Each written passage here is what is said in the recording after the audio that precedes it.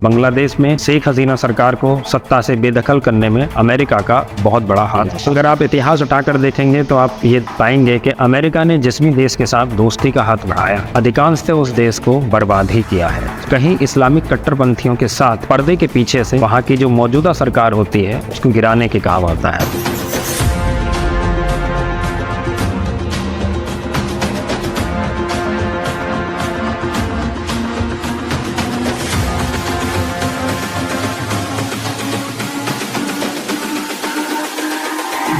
It's all about humanity.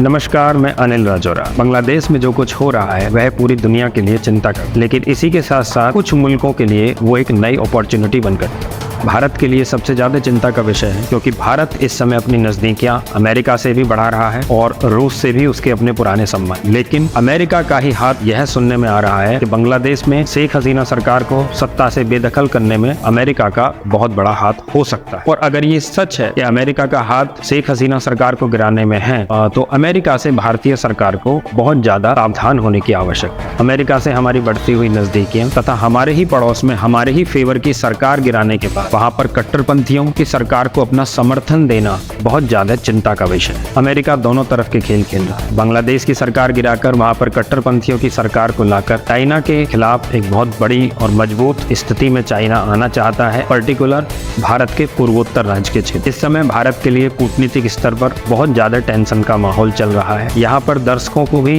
ये मैं बता देना चाहता हूँ कि इसके बहुत सारे पहलू हैं। आप जितना भी YouTube सर्च करेंगे तो आपको अलग अलग तरह के इसमें राय मिल जाए। अगर आप इतिहास उठाकर देखेंगे तो आप ये पाएंगे कि अमेरिका ने जिस भी देश के साथ दोस्ती का हाथ बढ़ाया, अधिकांश से उस देश को बर्बाद ही किया है। चाहे फिर इसमें अफगानिस्तान हो, चाहे इसके अंदर इराक हो, सीरिया हो, या इस तरह के कोई भी मुल्क। भारत के साथ भी अमेरिका की नजदीकियां बहुत ज्यादा उस स्तर पर नहीं है जब अमेरिका के ऊपर पूरा भरोसा किया जा सकता है। और इसी कारण की वजह से अमेरिका कहीं तो इस्लामिक कट्टरपंथियों के अगेंस्ट खड़ा हुआ होता है और कहीं इस्लामिक कट्टरपंथियों के साथ पर्दे के पीछे से वहाँ की जो मौजूदा सरकार होती है उसको गिराने के काम आता है। इस पूरे विश्व में कहीं भी युद्ध होंगे तो हथियार अमेरिका और रूस के बिकते हैं। रूस के भी इतने नहीं बिकते हैं जितने अमेरिका। पूरे वर्ल्ड के अंदर इस समय तनातनी का माहौल चल रहा है। अगर आप देखेंगे तो 2024 बहुत ज्यादा टेंशनफुल वाला अभी तक सिद्ध हुआ है और आने वाले समय में इसके और ज्यादा टेंशनफुल होने की संभावना है। नरेंद्र मोदी जी के लिए ये वाला कार्यकाल उतना सुकून भरा नहीं है जितने 2 कार्यकाल में। आगे देखते हैं कैसी स्थिति रहती है। आप बने रहिए मेरे साथ। बांग्लादेश के मैटर पर मैं आपको समय समय पर अपडेट करता रहूंगा। रेगुलर अपडेट आपको बहुत ज्यादा नहीं करूंगा, क्योंकि अंतर्राष्ट्रीय स्तर पर इस तरह की घटनाएं निरंतर चलती रहती हैं। जो व्यूवर है उसको भी मैं सचेत करना चाहूंगा कि बहुत ज्यादा इन चीजों में ना जाए। हो सकता है आप